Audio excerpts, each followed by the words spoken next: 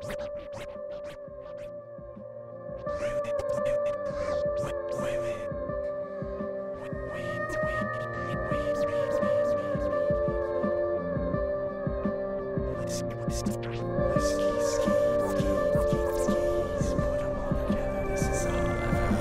bend me like branches left in autumn's wake. So here's the testament of flesh and bone about the heart you break. Too little to play the fiddle, I already whittled away. Yeah, I tried to keep it simple, but little by little you drifted away. It takes two to burn a bridge, two to live with incongruency, but one to spread their wings and fly the coop with such uncertainty. My somber songbird, fly high with the sun gods. Just don't be surprised when the skies riddle with gunshots. All right, gentlemen, we have a new... You got to sprech Deutsch for this thing. No more Japanese for you guys. Yeah, I don't know German. You were saying before when you had gotten into the engine, the fit and finish, like the water jackets and stuff, you were telling me before. Explain that. It just has a really nice finish to it. Like everything's just cut out really nice. It's got the combustion chamber. It's fully CNC combustion chamber instead of cast. And it just makes it's just really, really nice. Makes it nice and tight to work on? Yeah, for sure.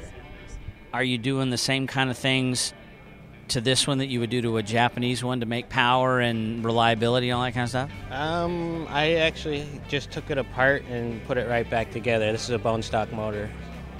So that's good. Yeah, there's things that I would like to do, but we didn't have time, and I just basically need some more. I need a lot of expensive machinery, but it's as bone stock out of the box. It's a good motor for sure. Very competitive already. So now, if I understand the dynamic duo here, you're mostly like motor and all that, and you're tuning the bike. Is that right, Evan? Yeah, I kind of do the suspension stuff, and then Phil does all the real work. Phil has to build the motors and stay late at night, but he did most of the dyno stuff too. We got a decent amount of power out of it. Got a new pipe and some new rear sets, and we're happy today. Everything went well this morning. I think he did low 25s this morning in practice on used tires, so we're hoping today's better than yesterday. Well, yeah, the day's got to be better after what happened yesterday, so there's only up from here. So, yeah, you changed out some suspension bits too from the test at Indy Motorsports Ranch? Yeah, we got a Olin's 30 mil kit, which is something they have, I think that's new for this year, at least to general customers like us. So it works really, really well. It's incredibly nice, same type of stuff. Where Swedes must be next to Germany because they make really nice stuff and easy to work on, and we've had success right away. The bike stock worked really good. He went out on this bike stock and bettered his times than what he'd done on a super stock GSX-R. And then we put the suspension and triple clamps on it, and he went another, 4 seconds faster than that. So really pretty amazed. We were dumbfounded by the end of that test. And coming here, we had some issues at, the different track, so we kind of struggled a bit at first, but I think we've got 90% of it sorted out. And he's, again, in 08, Chris rode a super stock Suzuki here, and we're almost a second faster with this bike than he was back then on that bike. So, that's still a pretty huge progress. And that's in one day because we basically didn't ride yesterday. Practice was canceled. We got 10 minutes, and then we fell in turn one. So I think we're in good shape.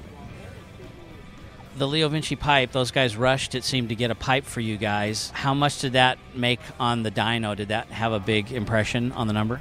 Yeah, overall, top end, it probably gained, I think, around 7. But through the mid-range, it gained a good 10, 11, 12 horsepower. So it's definitely made a big jump forward. Is the mid-range on these big bikes in a place like this where you want to make usable power because it's got so many starts and stops? I think so. I think, one of the things we've done in the past I did with the GSX-Rs is I tried to make more horsepower a little bit down low so we could get out of the corner into the next corner faster instead of, just a big, huge number on the top end. And I think that, to me, is a little bit more important in most of the tracks.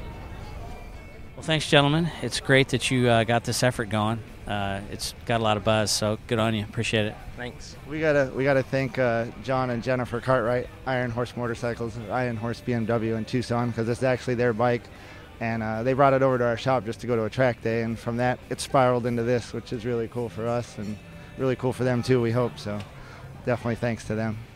So if you're shopping for a Beamer, you might want to try Iron Horse in Tucson, Arizona. Call them up; they'll make you a good deal, and they're really, really a good dealership. They've been awesome to work with, and they definitely they want to sell these bikes, and they love racing, and they're kind of into it. So definitely buy one from them.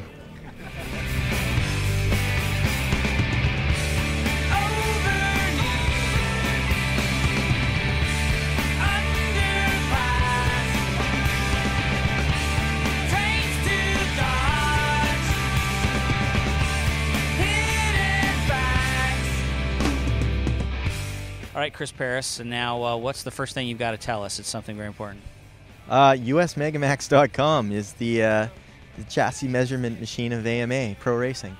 And Iron Horse, BMW, ESP, all good guys. Use them. So how goes the Beamer? They aligned your wheels with that thing the other day. Yeah, it's, I mean, the bike's really coming along, and it's always tough showing up with a bike you've never really ridden too much and no one's got a lot of notes on, so it's, practice getting cut yesterday definitely kind of hurt us, but we, took a few steps forward in practice this morning, changed the bike around last night, and we were able to kind of take another half second off what we've done, and, the bike just keeps getting better and better every time we're on track, so we're hoping for good things in the race day. Yeah, Evan was talking about power, that you're able to run with some of these incredible factory-backed efforts here in terms of power-wise on the front straight. Yeah, we just got the Leo Vigency exhaust on there, and I mean, we're just running this spec fuel, and I mean, we're able to hang with some of the Osh bikes and stuff. It's pretty unbelievable for how stock this motorcycle is, just how close it can run to the front. I mean, it's really an unbelievable machine. We were talking on the show the other night about the factory bits like the traction control system and the quick shifter that come with it, and you're using that stuff. Yeah, we definitely out of a lack of budget and stuff. We're running the thing stock, and I mean it's just unreal. We're using all the stock electronics, shifters, and I mean everything just seems to be working together. We're kind of getting a better hang of it, and I mean it's all coming along slowly. So this Iron Horse BMW, even though it speaks a foreign language, it's a good language for you. Yeah, it's, once we get a few more rides on this thing, I think we'll be pretty confident we could put it up front. Good luck. Thank you.